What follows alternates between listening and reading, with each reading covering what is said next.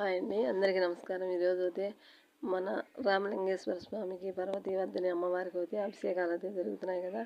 ఊళ్ళో ప్రతి ఒక్కరూ కుటుంబం వాళ్ళుగా బాగా ఘనంగా 30-40 వేలతో 50 వేలతో కూడా బాగా గ్రాండ్గా చేస్తూ ఉన్నారు. ఈరోజు అయితే మన పార్వతి చేసింది, బాగా చేసింది.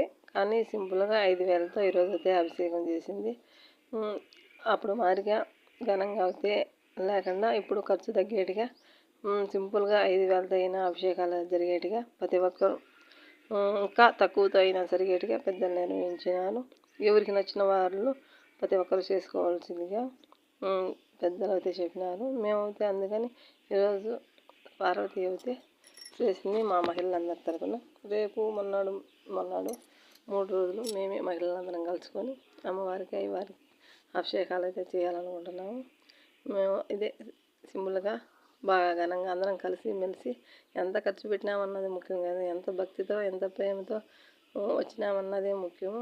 అందుకని మేము మహిళలందరం కలిసి నిర్ణయం తీసుకొని మనందరము స్వామివారికి అమ్మవారికి అయితే అభిషేకాలు అయితే చేయాలని నిర్ణయించుకొని ఎవరికి తోచిన మేరకు వాళ్ళు భక్తితో అమ్మవారికి ఏం తీర్థప్రసాదాలు కానీ ఏం కావాలో వాళ్ళకి ఏది నచ్చితేమ్మని మాట్లాడుకొని మేమైతే ఇంకా 3 రోజులు వరుసగా అభిషేకాలు అయితే నిర్ణయించుకున్నాము. మీరందరూ ప్రతిరోజు అభిషేకాలు చూద్దరు. బాయ్ అండి, ఉంటా మరి.